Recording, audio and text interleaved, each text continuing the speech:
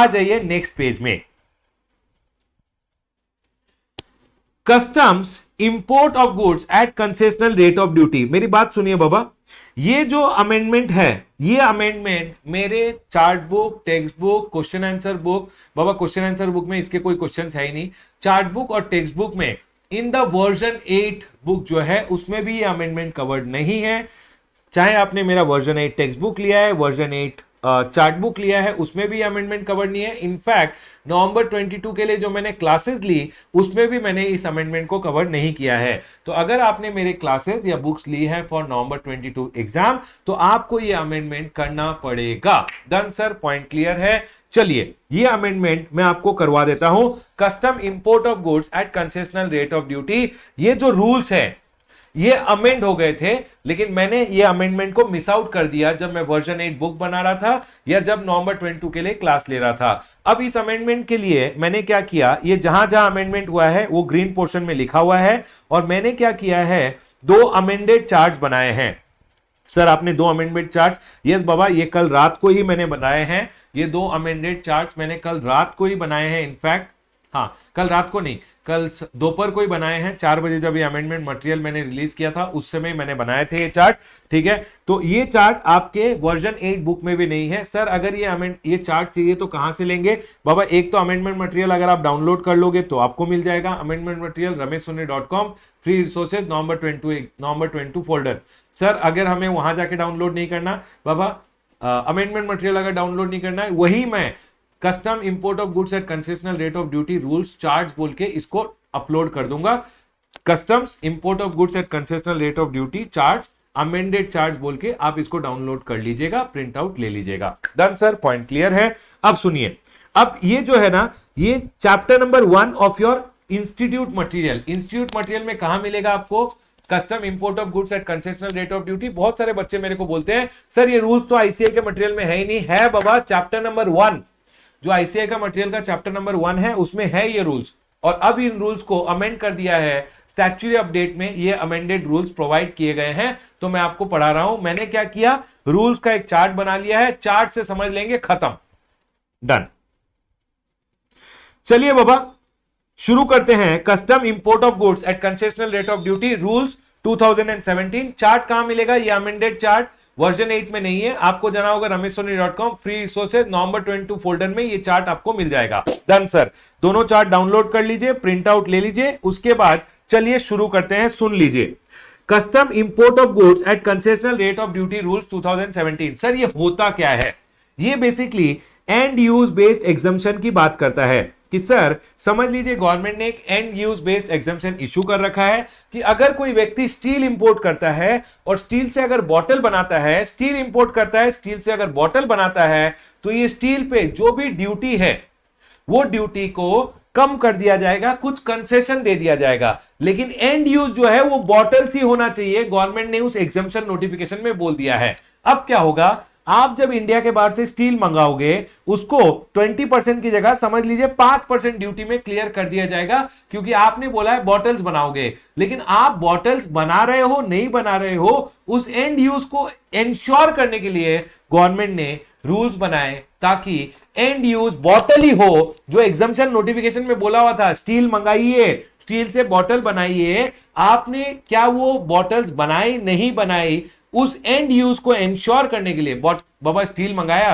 Steel से bottle बनाना था, आपने अलमीरा बना ली, तो गवर्नमेंट ने बोला कि सर आपने जब स्टील मंगाया हमने आपको 20% की जगह 5% इसलिए चार्ज किया था ताकि आप बॉटल्स बनाओ। जो एग्जम्पशन नोटिफिकेशन में बोला हुआ था कि अगर कोई स्टील मंगाए और स्टील से बॉटल बनाए तो 20% की जगह सिर्फ 5% ड्यूटी लगेगा, एग्जम्पशन नोटिफिकेशन में बोला हुआ था। तो government in order to ensure कि एंड यूज बॉटल ही है, गवर्नमेंट ने रूल्स बना दिए हैं। चलिए समझते हैं, बहुत सारे गवर्नमेंट ने रेस्ट्रिक्शंस वगैरह लगा रखे हैं, चलिए समझते हैं। Custom import of goods at concessional rate of duty end use based exemption होता है कि कंसेशनल रेट ऑफ ड्यूटी आपको अलाउ किया जाएगा to be paid on imported goods if the end use is as specified in the exemption notification. समझ लीजिए एक exemption notification issue किया गया है, उसमें बोला गया स्टील मंगाओ, स्टील पे एक्चुअली रेट ऑफ ड्यूटी अगर आप देखोगे तो स्टील पे रेट ऑफ ड्यूटी 20% है, लेकिन अगर आप उससे बॉटल्स बनाते हो, जो एग्जम्पशन नोटिफिकेशन में बोला गया है कि अगर आप बॉटल्स बनाओगे, एक एग्जम्पशन नोटिफिकेशन है, एग्जाम्पल जो बोलता है स्टील मंगाइए, अगर आप बॉटल्स बनाओगे तो 20% की जगह 15% का आपको कंसेशन दिया जाएगा और कंसेशनल रेट ऑफ ओनली 5% लगाया जाएगा। लेकिन गवर्नमेंट बोलता है आप तो नालायक हो, आप बॉटल्स ही बनाओगे, हम कैसे इंश्योर करें? इसलिए गवर्नमेंट ने बहुत सारे कंट्रोल मेजर्स लगा रखे हैं। चलिए शुरू करते हैं और समझते हैं एंड यूज बेस्ड एग्जम्पशन को कैसे गवर्नमेंट ने कंट्रोल लगा रखा है। गवर्नमेंट हमें यहां बताएगा। गवर्नमेंट बोलता है सर ये रूल्स जो थे, पहले का जो रूल्स था उसको गवर्नमेंट ने सिंप्लीफाई कर दिया है और सिंपल प्रोसीजर्स कर दिए हैं। चलिए समझते हैं। अगर आप एक इंपोर्टर है जिसको कंसेशनल रेट ऑफ ड्यूटी में समझ लीजिए स्टील मंगाना है और आप बोल रहे हो स्टील से बॉटल बनाओगे, तो पहला स्टेज होता है कि आपको जाना है ऑनलाइन आइस गेट की वेबसाइट पे।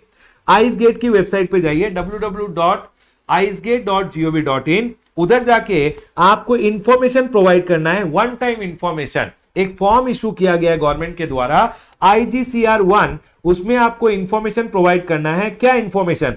Name and address of the importer and job work. Sir मैं इंपोर्टर हूं और मेरा ये जॉब वर्कर है, वो डिटेल्स आपको प्रोवाइड करना है। सेकेंडली द गुड्स प्रोड्यूस्ड और process undertaken at the manufacturing facility of the importer और जॉब वर्कर और बोथ। क्या गुड्स आप प्रोड्यूस करने वाले हो या क्या प्रोसेस अंडरटेक करने वाले हो, वो डिटेल्स आपको प्रोवाइड करना है। सर ये गुड्स मैं मंगाऊंगा, इससे ये प्रोसेस अंडरटेक करूंगा और ये गुड्स बनाने वाला हूं, आपको बताना है। ठीक है। उसके बाद द गुड्स प्रोड्यूस और the process undertaken at your manufacturing facility और जॉब वर्कर का मैन्युफैक्चरिंग फैसिलिटी में क्या क्या प्रोसेस अंडरटेक करने वाले हो वो बताना है। फिर the nature and description of imported goods used. Sir क्या गुड्स मंगाने वाला हूं? Nature and description of the imported goods used in the manufacture of goods at the premises of importer and job worker. Sir जो goods बनाने वाला हूं उसके लिए मैं क्या इंपोर्टेड मटेरियल मंगाने वाला हूं वो भी बताना है। उसके बाद जो एग्जम्पशन नोटिफिकेशन है उसका पर्टिकुलर्स भी आपको बताना है कि सर ऐसा ऐसा एक एग्जम्पशन नोटिफिकेशन नंबर ये है जिसमें बोला गया है स्टील मंगा के अगर बॉटल बनाओगे तो एग्जम्पशन मिलेगा, कंसेशनल रेट ऑफ ड्यूटी मिलेगा, 20% की जगह सिर्फ 5% ड्यूटी देना पड़ेगा।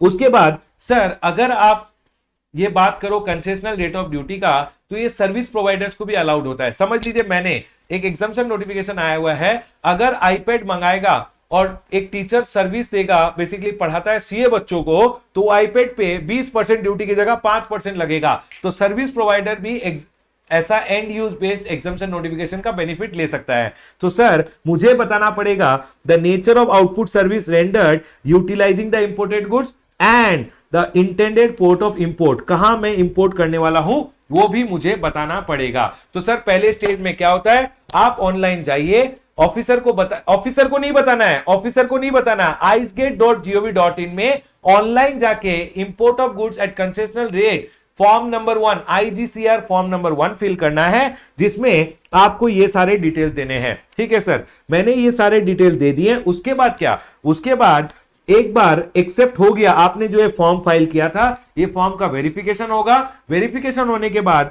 अगर फॉर्म एक्सेप्ट हो गया, सर अगर वेरिफिकेशन होने के बाद फॉर्म एक्सेप्ट हो गया तो एक IIN नंबर जनरेट हो जाएगा, import of goods at concessional rate identification number, IIN number will be generated. अब आपने IIN नंबर ले लिया कि सर आपके पास import of goods at concessional rate of duty import करने का एक आइडेंटिफिकेशन नंबर है। ठीक है सर, पहला स्टेज आपने IIN नंबर लिया, कैसे? आइसगेट की वेबसाइट पे गए, डिटेल्स दिया, डिटेल्स का वेरिफिकेशन हुआ, IIN नंबर आपको दे दिया गया। सेकेंडली आपने क्या किया, सेकेंडली आपको एक बॉन्ड देना पड़ेगा इस ऑफिसर को, जुरिसडिक्शनल AC और DC को, बॉन्ड अलोंग विद सिक्योरिटी और श्योरिटी देना पड़ेगा, जो उस ऑफिसर को सही लगेगा। बॉन्ड आपको एक देना पड़ता है। ठीक है सर, बॉन्ड देना पड़ेगा कि इस साल में, पूरे साल में मैं इतना कंसेशन लेने वाला हूं। समझ लीजिए 10 करोड़ का कंसेशन, 20 करोड़ का कंसेशन, ठीक है छोटा अमाउंट लेते हैं, 1 करोड़ का कंसेशन आप लेने वाले हो तो 1 करोड़ का एक बॉन्ड दे दीजिए। ठीक है सर, दे दिया, जुरिसडिक्शनल ऑफिसर को 1 करोड़ का बॉन्ड दे दिया। तो पहला स्टेज में मैंने IIN लिया, सेकंड स्टेज में बॉन्ड दे दिया। अब सुनिए, अब बस सिंपल है, थर्ड स्टेज में आप गुड्स को इंपोर्ट कर लीजिए। ठीक है सर, मैंने गुड्स को इंपोर्ट कर लिया। अब इंपोर्ट करने के बाद आपको क्या करना है, गुड्स को क्लियर करना है। तो सर आपको फोर्थ स्टेज में बिल ऑफ एंट्री फाइल करना है, उसमें आईआईएन नंबर डाल दीजिएगा ताकि जो कस्टम पोर्ट पे ऑफिसर है उसे मालूम चल जाए कि आप वो व्यक्ति हो जो कंसेशनल रेट ऑफ ड्यूटी चाहते हो। प्लस आपको बॉन्ड नंबर, जो आपने ये बॉन्ड दिया था यहां पे, ये बॉन्ड का नंबर देना पड़ेगा। कंटिन्यूटी बॉन्ड ये होता है कि पूरे साल के लिए एक बॉन्ड आपने दे दिया कि सर पूरे साल मैं 1 करोड़ का कंसेशन क्लेम करने वाला हूं, 1 करोड़ का कंसेशनल बॉन्ड आपने दे दिया है। ठीक है, अब सुनिए, प्लस सर समझ लीजिए 20% ड्यूटी था, 20% से 15% मुझे कंसेशन मिलेगा। तो सर 5% जो ड्यूटी है वो आपको सेल्फ असेस करना है, मतलब 5% ड्यूटी असेस करते हुए ड्यूटी पे कर देना है। ठीक है सर, पॉइंट क्लियर है। आपने बिल ऑफ एंट्री फाइल किया, ऑफिसर जो एसीडीसी असिस्टेंट कमिश्नर और डिप्टी कमिश्नर जो कस्टम पोर्ट पे है, वो आपका आईआईएन नंबर देख के समझ जाएगा कि ये व्यक्ति कंसेशनल रेट ऑफ ड्यूटी पे क्लियर करने वाला है, वो आपको अलाउ कर देगा कंसेशनल रेट ऑफ ड्यूटी और एक clearance order for home consumption issue कर देगा और बोलेगा सर आप घर ले जा सकते हो गुड्स। हम याद रखिएगा, एक बार ऑफिसर क्लियरेंस ऑर्डर इशू कर देता है, आपका बॉन्ड था 1 करोड़ का, सुनिए आपका बॉन्ड था 1 करोड़ रुपए का। जब आपने बॉन्ड दिया ना तो 1 करोड़ रुपया आपके अकाउंट में क्रेडिट कर दिया जाता है कि इस व्यक्ति से 1 करोड़ रुपए का बॉन्ड लिया गया है। 1 करोड़ के अगेंस्ट आप 1 करोड़ से ज्यादा का कंसेशन नहीं ले सकते। तो समझ लीजिए इस बार जो आपने इंपोर्ट किया उस पे 20% की जगह सिर्फ 5% ड्यूटी आपका लगा। तो ये क्या बोल रहे हैं, आपका जो बॉन्ड है 1 करोड़ का बॉन्ड था, 1 करोड़ के अगेंस्ट सर समझ लीजिए 15% ड्यूटी का आपको कंसेशन दिया गया। ये 15% ड्यूटी का कंसेशन बनता है समझ लीजिए 15 लाख रुपए। तो 15 लाख रुपए यहां डेबिट कर दिए जाएंगे in the custom automated system. ये क्या बोल रहे हैं देखिए, once the bill of entry is cleared bond gets debited automatically in the custom automated system. कि सर अब इस व्यक्ति को अब कितना रुपया, 1 करोड़ से 15 लाख रुपया का तो इसको हमने कंसेशन दे दिया है, मतलब इसका बॉन्ड अब बचा हुआ कितने का है, 85 लाख रुपीस का बॉन्ड ही बचा हुआ है। मतलब इससे अब फर्दर कंसेशन सिर्फ 85 लाख रुपीस तक का ही देना है। जितना का बॉन्ड लेता है, बॉन्ड में वो क्या करते हैं, हमेशा वो अमाउंट आपके अकाउंट में क्रेडिट कर देते हैं इन द कस्टम ऑटोमेटेड सिस्टम और उसके अगेंस्ट अमाउंट डेबिट करते रहते हैं जितना कंसेशन आपको अलाउ किया जाता है। ठीक है sir, and the details shall be made available electronically to your jurisdictional custom officer. कि सर इस व्यक्ति ने इंपोर्ट किया था और इस इंपोर्ट के अगेंस्ट इतना अमाउंट इसके बॉन्ड में डेबिट किया गया है। ठीक है सर, पॉइंट क्लियर है। सर मैंने आपको क्या समझाया, मैंने आपको बोला पहले आप एक आईआईएन नंबर लीजिए, import of goods at concessional rate of duty identification number. ठीक है सर, ये कैसे लेंगे, ऑनलाइन जाके आइसगेट की वेबसाइट में डिटेल डालिए, वेरिफिकेशन होने के बाद आपको आईआईएन नंबर दिया जाएगा। उसके बाद आप क्या करोगे, उसके बाद आप एक बॉन्ड दे दोगे, कंटिन्यूटी बॉन्ड अपने जुरिसडिक्शनल कस्टम ऑफिसर को दे दीजिएगा। ठीक है सर, जो कस्टम ऑफिसर आपका एसी और डीसी है एज द केस में भी उसको आप एक कंटिन्यूटी बॉन्ड दे दीजिए। उसके बाद थर्ड स्टेज में आप इंपोर्ट कर लीजिए। आपने एक बार इंपोर्ट कर लिया, उसके बाद आप बिल ऑफ एंट्री फाइल कीजिए। आप एक बार बिल ऑफ एंट्री फाइल करोगे, उसके साथ कंटिन्यूटी बॉन्ड नंबर डालोगे, प्लस सेल्फ असेसमेंट करोगे और जो ड्यूटी है वो पे कर दोगे। सर ये ऑफिसर जैसे ही आईएएन नंबर देखेगा ये आपको concessional rate of duty allow कर देगा और clearance for home consumption order issue कर देगा।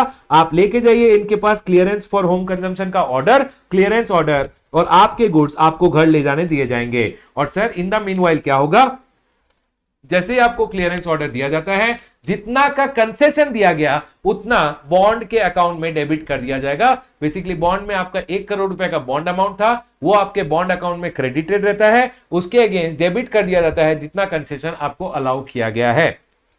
आपके गुड्स एक बार प्रेमाइस में आ गए, पहले होता था कि आपको जुरिसडिक्शनल सुपरिटेंडेंट को बताना पड़ता था कि गुड्स आ गए हैं, अब वो बताने वगैरह का जरूरत नहीं है। अब इन्होंने बोला है एक बार आपके गुड्स आ गए आपके प्रेमाइस में तो अब आपको मेंटेन करना है accounts, bill of entry wise accounts maintain करना है, क्लियरली इंडिकेटिंग द क्वांटिटी, जो क्वांटिटी है वो आपको इंडिकेट करते हुए अकाउंट्स मेंटेन करना है। Bill of entry wise clearly indicating the quantity, value of the goods जो आपने इंपोर्ट किए हैं, date of receipt of goods in the premises, किस दिन आपने रिसीव किए, डेट ऑफ गुड्स सर, उसके बाद ऑफ सच गुड्स जो कंज्यूम कर लिया है। ठीक है सर, क्या वैल्यू था गुड्स कंज्यूम का, ठीक है। उसके बाद सर क्वांटिटी बताना है, उसके बाद value and date of receipt of goods बताना है, of the goods which are consume, sir कितने गुड्स मैंने जॉब वर्कर को भेज दिए उसका value, nature of the goods, क्या सर मैंने क्या जॉब वर्क कैरी आउट किया है, सर कौन से गुड्स मैंने जॉब वर्क के बाद रिसीव किए, goods received after the job work, sir goods री एक्सपोर्टेड, समझ लीजिए कोई डिफेक्टिव आइटम था, नॉन यूटिलाइज आइटम था, उसको री एक्सपोर्ट किया, सर री एक्सपोर्ट जो किया है उसका डिटेल्स भी आपको मेंटेन करना है, कितना गुड्स मेरे पास स्टॉक में रिमेनिंग है, सारा अकाउंट्स आपको मेंटेन करना पड़ेगा। एंड अगर आपका जुरिसडिक्शनल असिस्टेंट कमिश्नर और डेप्यूटी कमिश्नर मांगता है तो you have to produce it on demand also, हमेशा याद रखिएगा अगर मांगता है तो आपको डिमांड में प्रोड्यूस भी करना पड़ता है। ठीक है सर, क्या बताया मैंने, आईएन नंबर जनरेट हुआ, आपने आईएन नंबर जनरेट किया, उसके बाद बॉन्ड दे दिया अपने जुरिसडिक्शनल कमिश्नर को, गुड्स इंपोर्ट कर लिए, बिल ऑफ एंट्री फाइल किया, गुड्स क्लियर करा के घर ले आए, गुड्स क्लियर करा के घर लाने के बाद आपको अपना अकाउंट्स मेंटेन करना है। ठीक है सर, अकाउंट्स मेंटेन कर लिया, समझ लीजिए आपको कुछ गुड्स शॉर्ट रिसीव हो गए, आपको कुछ गुड्स शॉर्ट रिसीट हुए, यहां से जब गुड्स क्लियर करा के लाए कुछ गुड्स कम रिसीव हो गए, तो हमेशा याद रखिएगा नॉन रिसीट और शॉर्ट रिसीव आपको पोर्टल पे बताना पड़ता है। Inform import of goods at concessional rate form number 2, import of goods at concessional rate form number 2 जो है उसमें आपको बताना पड़ता है कि सर नॉन रिसीट और शॉर्ट रिसीट आपको पोर्टल में इंटीमेट करना पड़ता है इन फॉर्म IGCR2 में। ठीक है सर, पॉइंट क्लियर है। अब सुनिए 8 नंबर स्टेप बोलता है कि सर आपने जो गुड्स मंगाए हैं उस गुड्स का आपको मंथली स्टेटमेंट देना पड़ेगा।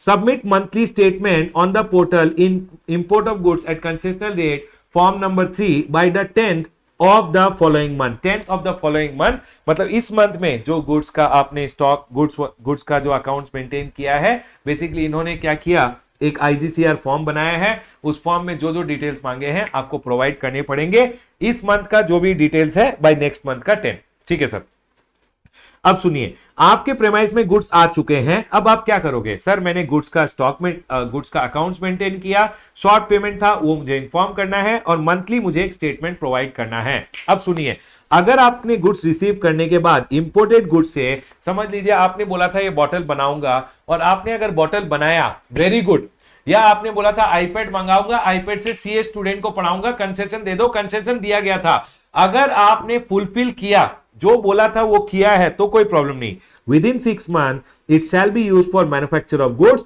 और प्रोवाइडिंग ऑफ सर्विसेज, जो नोटिफिकेशन में बोला गया था, तो वेरी गुड, कोई प्रॉब्लम नहीं है।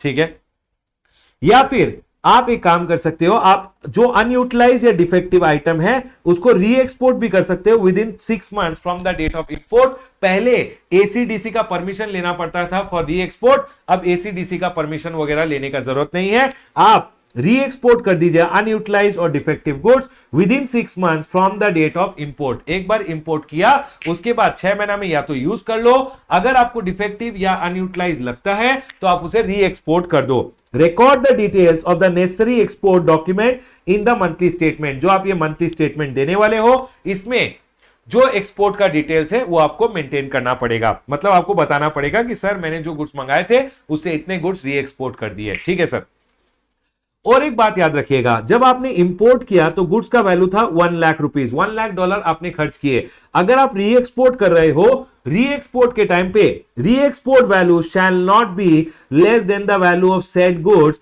Eight the time of import. Import करने के समय अगर गुड्स का वैल्यू 1 लाख था तो री एक्सपोर्ट जब करोगे तो भी गुड्स का वैल्यू 1 लाख या अबव होना चाहिए। अगर 1 लाख से कम हो गया, री एक्सपोर्ट वैल्यू, वापस एक्सपोर्ट कर रहे हो, इंपोर्ट करने पे $1 लाख खर्च किया, एक्सपोर्ट करने पे, इंपोर्ट करने पे गुड्स का वैल्यू कितना था, $1 लाख, एक्सपोर्ट करने पे अगर गुड्स का वैल्यू $1 लाख से कम हो गया तो बेटा गए, आपको कंसेशनल रेट ऑफ ड्यूटी, जो बेसिकली ये बोल रहे हैं कंसेशनल रेट ऑफ ड्यूटी जो आपको अलाउ किया गया है वो डिसअलाउ मान लिया जाएगा।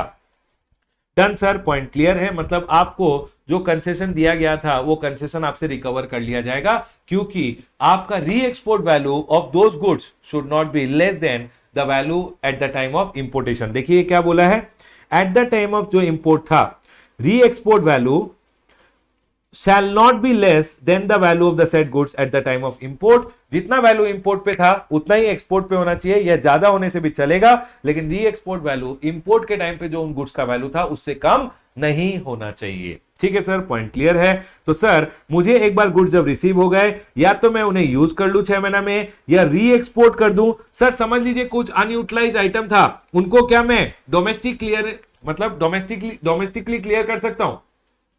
समझ लीजिए मैंने उन गुड्स से बॉटल नहीं बनाया, जो अनयूटिलाइज आइटम था उसको डोमेस्टिकली मतलब अब इंडिया में क्लियर कर दिया, या कोई और चीज के लिए यूज कर लिया। ये बोल रहे हैं imported goods cleared for home consumption और defective goods within 6 month from the date of import. आपने जो इंटेंडेड यूज था वो नहीं किया है, तो आपको डिफरेंशियल ड्यूटी देना पड़ेगा। सर आपने जब मंगाया था 20% की जगह आपसे सिर्फ 5%, 15% कंसेशन दिया गया था। ये कंसेशन आपको अब रिटर्न करना पड़ेगा। मतलब समझ लिया 15 लाख का आपको कंसेशन दिया गया था, तो 15 लाख रुपए अब आपको देना पड़ेगा along with interest at the rate of 15% जिस दिन आपने इंपोर्ट किए थे। और अब जब कस्टम ड्यूटी जो डिफरेंशियल पे कर रहे हो तब तक का इंटरेस्ट देना पड़ेगा, क्योंकि जब आपने इंपोर्ट किया आपने सिर्फ 5% दिया, बनता 20% था, आपने 5% दिया था। तो डिफरेंशियल जो है उस दिन से लेके आज जब पे कर रहे हो उस डिफरेंशियल पे इंटरेस्ट भी पे करना पड़ेगा। समझ लीजिए आपने 1 करोड़ का सामान मंगाया था, 20 लाख का ड्यूटी था, आपने सिर्फ 5% 15% कंसेशन मिला, मतलब 15 लाख का आपको कंसेशन मिला और आपने सिर्फ 5 लाख दिया था। अब अगर आप इन गुड्स को डोमेस्टिक एरिया में क्लियर कर रहे हो, तो जितने गुड्स आप डोमेस्टिक एरिया में क्लियर कर रहे हो इंटेंडेड पर्पस के लिए यूज नहीं कर रहे, उससे कुछ और बनाने के लिए आप कुछ और बनाने वाले हो, तो गवर्नमेंट बोल रहा है ठीक है आप क्लियर कर लीजिए, लेकिन आपको ये जो डिफरेंशियल ड्यूटी था मतलब 15% ड्यूटी उन गुड्स के ऊपर देना पड़ेगा जितने गुड्स आप डोमेस्टिकली क्लियर कर रहे हो, not use for the intended purpose. री एक्सपोर्ट भी नहीं किया, इंटेंडेड पर्पस के लिए यूज भी नहीं किया, कुछ और बनाने वाले हो समझ लीजिए उससे, तो गवर्नमेंट बोलता है जो कंसेशन दिया गया था वो रिटर्न कर दीजिए along with interest at the rate of 15%। जिस दिन आपने डेट ऑफ इंपोर्ट से लेके जिस दिन आप कस्टम ड्यूटी जो डिफरेंशियल पे कर रहे हो तब तक का इंटरेस्ट देना पड़ेगा। From the date of import till the date of payment record the particulars of such clearance. जो आपने क्लियर किया है defective goods not for the intended purpose, आपने ऐसे ही डोमेस्टिकली क्लियर कर दिया है, कुछ और पर्पस के लिए यूज करने वाले हो, उनका डिटेल्स और जो payment of duty differential duty आपने पे किया है, वो जो import of goods at concessional rate IGCR form number 3 था ना, ये मंथली फॉर्म, इस फॉर्म में वो डिटेल्स प्रोवाइड कर दीजिएगा। डन सर, पॉइंट क्लियर है। मैंने अभी तक आपको क्या पढ़ाया, मैंने बोला पहले IIN नंबर ले ले, फिर बॉन्ड दे दे, बॉन्ड देने के बाद गुड्स इंपोर्ट कर ले, गुड्स एक बार इंपोर्ट कर लिया उसके बाद sir bill of entry file कीजिए। ये ऑफिसर क्या करेगा, concessional rate of duty allow करेगा, गुड्स ले आइए, गुड्स लाने के बाद अकाउंट्स वगैरह मेंटेन कीजिए, उसके बाद शॉर्ट रिसीट अगर है तो उसका डिटेल्स आपको आइस गेट की वेबसाइट पे एक फॉर्म फाइल करके बताना पड़ेगा। उसके बाद मंथली एक स्टेटमेंट देना है IGCR 3 by the 10th of the next month. Sir जो आपने गुड्स मंगाए हैं उसको अगर इंटेंडेड पर्पस के लिए यूज कर लिया 6 महीने में तो वेरी गुड, अगर आपने यूज नहीं किया है तो री एक्सपोर्ट कर दीजिए। री एक्सपोर्ट करोगे तो re export value should be more than और equal to the value at the time of import, और री एक्सपोर्ट जो किया है उसका डिटेल्स आपको IGCR में देना पड़ेगा, मंथली स्टेटमेंट में देना पड़ेगा। सर अगर मैंने इंटेंडेड पर्पस के लिए यूज भी नहीं किया और री एक्सपोर्ट भी नहीं किया है तो आप उसको अगर कुछ और गुड्स बनाने के लिए क्लियर कर लेते हो तो सर आपको ड्यूटी देना पड़ता है differential duty along with interest at the rate of 15%। और जो ये डिटेल्स है कि सर मैं इंटेंडेड पर्पस के लिए यूज नहीं कर रहा हूं, कुछ और गुड्स के लिए मैन्युफैक्चर के लिए यूज करने वाला हूं, तो सर वो डिटेल्स आपको अपने मंथली स्टेटमेंट IGCR 3 में भी देने पड़ेंगे। क्या यहां तक 100% क्लैरिटी है? क्या मैं आगे बढ़ सकता हूं?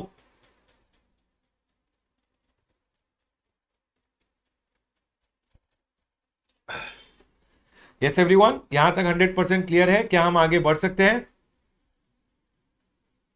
यस सर, 100% क्लियर है। चलिए बढ़ते हैं आगे। अब यहां पे एक रूल नंबर 8 है, failure to perform intended use. जो आपका इंटेंडेड यूज था आप नहीं किए वो, या फिर सर उसके बाद बोला री एक्सपोर्ट, आपने री एक्सपोर्ट भी नहीं किया, या फिर आपने कंप्लाई विद द कंडीशन, जो आपको अकाउंट्स वगैरह मेंटेन करना था आपने कंडीशन कंप्लाई नहीं किया, या फिर आपने डिफरेंशियल पे किया लेकिन पे ही नहीं किया या शॉर्ट पे किया है, तो हमेशा याद रखिएगा जो जुरिसडिक्शनल ACDC है वो बोलेगा बेटा तूने पे नहीं किया, तूने बॉन्ड दिया था, याद है ना, बॉन्ड के साथ सिक्योरिटी दिया था, मैं बॉन्ड इन्वोक करके जो तूने जो तूने पे नहीं किया है या बिकॉज नॉन कंप्लायंस किया है, जो डिफरेंशियल ड्यूटी है वो रिकवर कर लेगा along with interest at the rate of 15% by invoking the bond amount. Bond के साथ एक सिक्योरिटी दिया होगा, बॉन्ड को इन्वोक करेगा, बॉन्ड के साथ जो सिक्योरिटी है उससे आपका जो आपने डिफरेंशियल ड्यूटी पे करना था वो रिकवर कर लेगा। डन सर, पॉइंट क्लियर है। अब सुनिए, अब जब आप गुड्स जॉब वर्क के लिए भेजते हो, जॉब वर्क क्या होता है? जॉब वर्क होता है sir any treatment of process, मतलब मैंने अगर गुड्स मंगाए हैं इंडिया के बाहर से, क्या मैं उन्हें जॉब वर्क करने के लिए भी भेज सकता हूं? यस बाबा, भेज सकते हो। प्रोसीजर रूल नंबर 6A में लिखे हुए हैं, procedure for allowing imported goods for job work. पहले क्या होता था, अगर आपको गुड्स जॉब वर्क के लिए भेजने हैं तो अपने जुरिसडिक्शनल एसीडीसी को बताना पड़ता था, वो जॉब वर्कर के कस्टम ऑफिसर को बताएगा, उसका कस्टम ऑफिसर उस पर नजर रखता था। अब ये सब पॉइंट नहीं रहा, डिलीट कर दिया गया और सिंप्लीफाई कर दिया उन्होंने प्रोसेस को।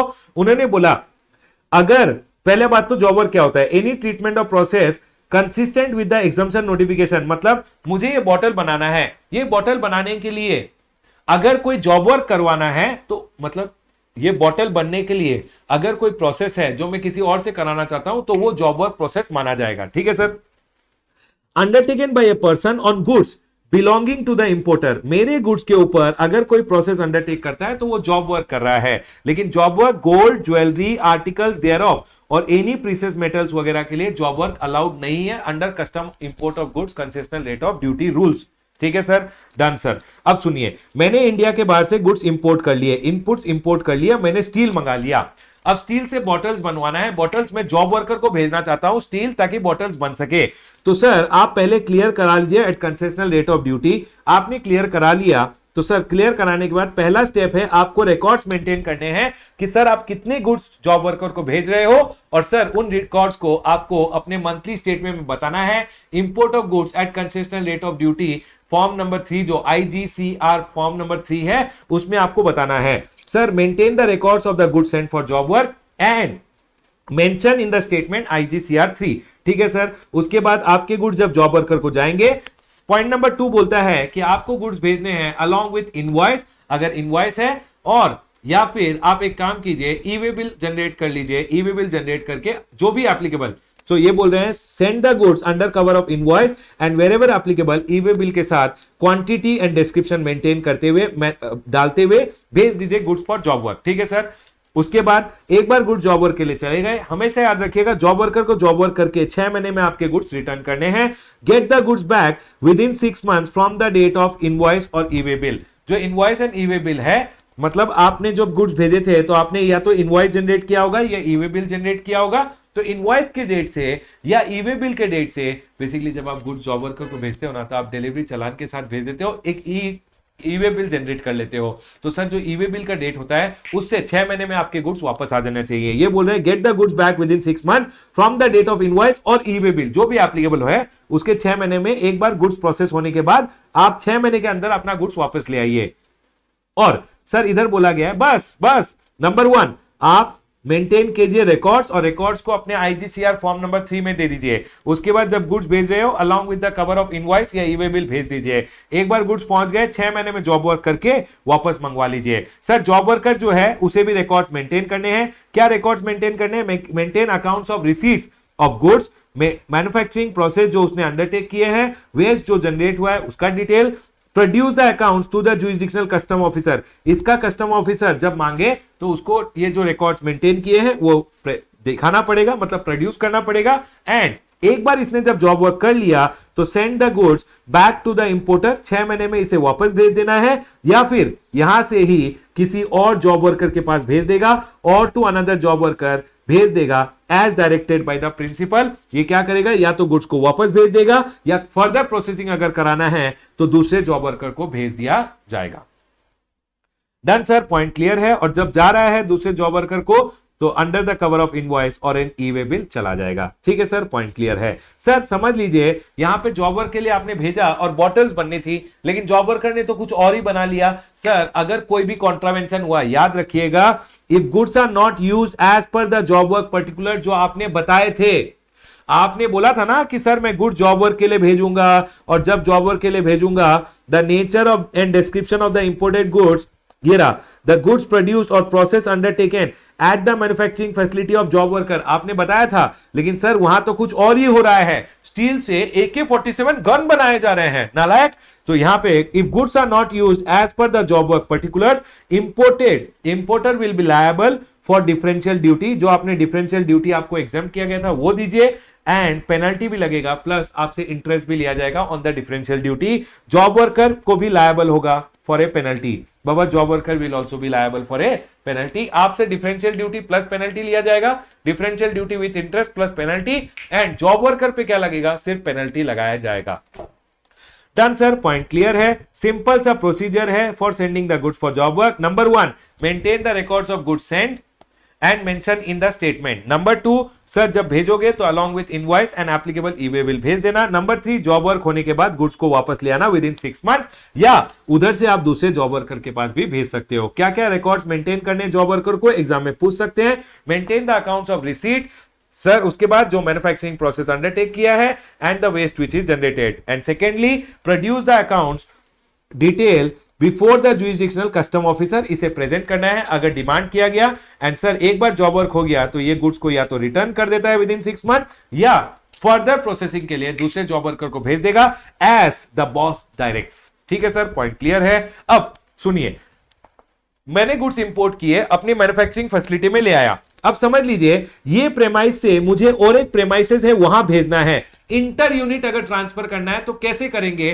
पहले प्रोसीजर नहीं था, अब प्रोसीजर डाल दिया गया है कि अगर आपको इंटर यूनिट ट्रांसफर करना है, rule number 6B, procedures for allowing imported goods for unit transfer. अगर आप एक यूनिट से दूसरे यूनिट में ट्रांसफर करना चाहते हो तो क्या प्रोसीजर है। इंपोर्टर बाबा सेम जैसा यहां पे था, पहला आपको मेंटेन करना है रिकॉर्ड्स, उसके बाद आप यहां भेज दिए, यहां पे एक बार प्रोसेसिंग हो जाएगा, उसके बाद गुड्स आ जाएगा। वैसे सेम एक यूनिट से दूसरे यूनिट में जब भेज रहे हो, importer shall maintain records of the goods send for unit transfer during the month. जो आपने एक यूनिट से दूसरे यूनिट में भेजे हैं वो आपको रिकॉर्ड्स मेंटेन करने हैं और उनको मेंशन करना है in import of goods concessional rate of duty rules. Form number 3 जो आप मंथली फाइल करते हो उसमें बताना पड़ेगा कि आपने यूनिट ट्रांसफर कितना किया है। उसके बाद the importer shall send the goods under an invoice, जब जा रहा है तो अलॉन्ग विथ इनवॉइस या वेरेवर एप्लीकेबल ई-वे बिल के साथ भेज देगा, mentioning the description and quantity of goods. जो भेज रहा है ई-वे बिल के साथ या इनवॉइस के साथ जब भेजेगा उसमें description of goods and description of goods and the quantity of the goods mention करते हुए भेजेगा। ठीक है, उसके बाद ये बोला है the importer shall in relation to transfer of goods to another unit, sir आपको ये भी मेंटेन करना है कि sir maintain the accounts of receipt of goods की सर अदर यूनिट में गुड्स रिसीव हो गए हैं, कितने रिसीव हुए, दूसरे यूनिट में क्या अंडरटेकिंग हो रहा है प्रोसेस का, वेस्ट जो जनरेट हुआ है ड्यूरिंग दैट प्रोसेस, उस अंडरटेकिंग में जब आपने गुड्स भेजा कितना गुड्स भेजा, क्या प्रोसेस अंडरटेक किया, और सर कितना वेस्ट जनरेट हुआ, सारा डिटेल्स आपको मेंटेन करना है। उसके बाद अगर जुरिसडिक्शनल कमिश्नर मांगता है, कस्टम ऑफिसर मांगता है तो ये डिटेल्स आपको प्रोवाइड भी करने हैं। And after completion of the set process आपको गुड्स वापस भेज देना है। मतलब यहां से यहां आए गुड्स, इस यूनिट में आपने एक बार गुड्स प्रोसेसिंग कर लिए तो आप वापस भेजिए। Send the process goods back to the goods to the premises. यहां पे 6 महीने का टाइम लिमिट एप्लीकेबल नहीं है, या फिर जॉब वर्कर को भेज दीजिए। मतलब आपने क्या किया, अपने एक यूनिट से दूसरे यूनिट में अगर गुड्स भेजे हैं तो ये बोल रहा है आप भेजिए अलॉन्ग विद इनवॉइस या एंड ई-वे बिल। जो आपने भेजने का डिटेल्स है वो मंथली स्टेटमेंट में डालिए। एंड सर एक बार यहां पे गए गुड्स, यहां पे प्रोसेस हो गया, उसके बाद या तो वापस ले आइए, यहां 6 महीने का टाइम लिमिट एप्लीकेबल नहीं है, या तो वापस ले आइए या आप फर्दर किसी और जॉब वर्क के लिए जॉब वर्कर को भी भेज सकते हो। अपने दूसरे यूनिट से डायरेक्टली आप जॉब वर्क के लिए भी भेज सकते हो, यही बताया गया है। डन सर, पॉइंट क्लियर है। एग्जाम में ये भी पूछ सकते हैं कि अगर इंटर यूनिट ट्रांसफर है उसका प्रोसीजर क्या है। मैंने आपको बता दिया, आप जब भेज रहे हो तो आपको भेजना है, रिकॉर्ड्स मेंटेन करना है कि सर कितना गुड्स भेजा है मैंने। उसके बाद वो डिटेल्स आपको अपने फॉर्म में भी देना है, IGCR 3 जो मंथली स्टेटमेंट होता है। सेकेंडली आपको under the cover of invoice and e-way bill भेजना है। एंड थर्डली सर आपने क्या प्रोसेस अंडरटेक किया वो सारा डिटेल्स आपको बताना पड़ेगा, ये बोला गया है यहाँ पे। और सर ये जो डिटेल्स है वो आपको प्रोवाइड करना पड़ेगा अगर जुरिसडिक्शनल कमिश्नर मांगता है। और एक बार प्रोसेस अंडरटेकन हो गया है तो वापस ले आइए या वहां से जॉब वर्कर को भेज दीजिए, वो बोला गया है थर्ड पॉइंट में। ठीक है सर, पॉइंट क्लियर है। अब सुनिए, अगर आपने इंडिया के बाहर से एक मशीन मंगाया और मशीन को आपने कंसेशनल रेट ऑफ ड्यूटी में क्लियर किया और बोला मशीन से मैं बॉटल बनाऊंगा, तो सर बॉटल्स तो मैं 5 साल बनाने वाला हूं, 5 साल बना लिया, हो गया सर, जिस इंटेंडेड पर्पस के लिए लाया था वो इंटेंडेड पर्पस खत्म हो गया। आपने इंडिया के बाहर से मशीन मंगाया, मशीन पे 20% ड्यूटी था, 15% कंसेशन, आपने सिर्फ 10% दिया, सॉरी 5% दिया, कंसेशनल रेट ऑफ ड्यूटी पे क्लियर किया। एक बार आपने अगर कंसेशनल रेट ऑफ ड्यूटी पे क्लियर किया है, अब आप मशीन को यूज कीजिए। क्लियर कर लिया आपने कंसेशनल रेट ऑफ ड्यूटी पे, आपने मशीन को इंटेंडेड पर्पस के लिए यूज भी कर लिया। अब बोल रहे हो सर मेरा इंटेंडेड पर्पस खत्म हो गया, अब मैं मशीन को क्या जला दूं? नहीं, गवर्नमेंट ने बोला आप उस मशीन को कोई और पर्पस के लिए यूज कर सकते हो या बेच भी सकते हो, लेकिन आपको ड्यूटी पे करना पड़ेगा जो आपने डिफरेंशियल ड्यूटी पे नहीं किया था। तो सर मैंने बोला सर 5 साल जो मैंने यूज किया है फॉर द इंटेंडेड पर्पस, कोई बात नहीं, डेप्रिशिएटेड वैल्यू पे जो डिफरेंशियल ड्यूटी था अब पे कर देना। गवर्नमेंट ने बोला आपने मशीन मंगाया, मशीन को क्लियर किया कंसेशनल रेट ऑफ ड्यूटी पे, इंटेंडेड पर्पस के लिए यूज कर लिया, तो sir after use for the specified purpose आप डेप्रिशिएटेड वैल्यू पे डिफरेंशियल ड्यूटी पे कर दीजिए अलॉन्ग विथ इंटरेस्ट। जिस दिन आपने मंगाया था, date of import till the date of clearance, till the date of basically payment of duty, आपको इंटरेस्ट पे करना पड़ेगा, डिफरेंशियल ड्यूटी पे इंटरेस्ट। अब सर एक बात बताइए, custom duty is equal to value into differential rate of duty, ठीक है सर। अब डिफरेंशियल रेट ऑफ ड्यूटी तो पता है, लेकिन सर ये जो डेप्रिशिएटेड वैल्यू है कैसे मिलेगा? इन्होंने बोला आपको डेप्रिशिएशन लगाना है per quarter 4% for the first year, second year 3% for the second year, third year 3% per quarter और part thereof, fourth year 2.5 and fifth year 2.5, sixth year onward 6, 7, 8, 9 जितने साल भी है उसके लिए आपको 2% ड्यूटी, 2% डेप्रिसिएशन मिलेगा पर क्वार्टर और part thereof. Sir quarter यहां पे फिक्स्ड है क्या? नहीं बाबा, क्वार्टर फिक्स नहीं है। जीएसटी में क्वार्टर फिक्स्ड है बट कस्टम्स में क्वार्टर फिक्स नहीं है। जिस दिन इंपोर्ट किया उस दिन से 3 महीने देखे जाएंगे, वो एक क्वार्टर होगा सर। और पार्ट ऑफ द क्वार्टर हमेशा याद रखिएगा 4% डेप्रिसिएशन दिया जाएगा पर quarter for the first year, second year के लिए 3%, थर्ड ईयर के लिए 3%, फोर्थ ईयर के लिए 2.5, फिफ्थ ईयर के लिए 2.5, सिक्स्थ ईयर ऑनवर्ड्स 2% का डेप्रिसिएशन दिया जाएगा। और जो डेप्रिशिएटेड वैल्यू आएगा उस पे आपको differential rate of duty along with interest pay करना है। देखिए, no upper limit for such depreciation. Depreciation will be from the date the asset comes into use. जिस दिन आपने एसेट को यूज करना स्टार्ट किया उस दिन से लेके जिस दिन आप उसको क्लियर कर रहे हो, बेसिकली आप बोल रहे हो अब इंटरनेट पर्पस के लिए यूज नहीं करूंगा या बेच रहे हो, तो वो बोल रहे हैं सर आपको देना पड़ेगा डेप्रिशिएटेड वैल्यू पे differential rate of duty along with interest from the date of import. Interest तो हमेशा यही है sir, from the date of import till the date of payment आपको इंटरेस्ट देना पड़ेगा। ठीक है सर, पॉइंट क्लियर है। The importer shall record the particular of such clearance and the payment of duty in the monthly statement, जो IGCR है 3, उसमें ये पर्टिकुलर्स को भी इसे रिकॉर्ड करना पड़ेगा। डन सर, पॉइंट क्लियर है। अब मैं आपको बोलता हूं, एग्जाम में मेरे को लगता है कि ये प्रोसीजर भी आपसे पूछ सकते हैं, ये प्रोसीजर भी आपसे पूछ सकते हैं। Clearance of capital goods related एक क्वेश्चन पूछ सकते हैं, ध्यान रखिएगा। ठीक है सर, डन है बाबा। बाकी मैंने यहां पे आपको पूरा custom import of goods at concessional rate of duty पढ़ा दिया है। फिर से बोलूंगा, ये चार्ट अगर आपको चाहिए आप जाइए rameshsoni.com, फ्री रिसोर्सेज में नवंबर 22 का फोल्डर है। नवंबर 20 के फोल्डर में इसको मैं कस्टम IGCR रूल्स 2017 चार्ट बोल के डाल दूंगा, आप डाउनलोड कर लीजिएगा। डन सर, पॉइंट क्लियर है बाबा। यहां मेरा custom import of goods at concessional rate of duty rules खत्म होता है। Congratulations people, done.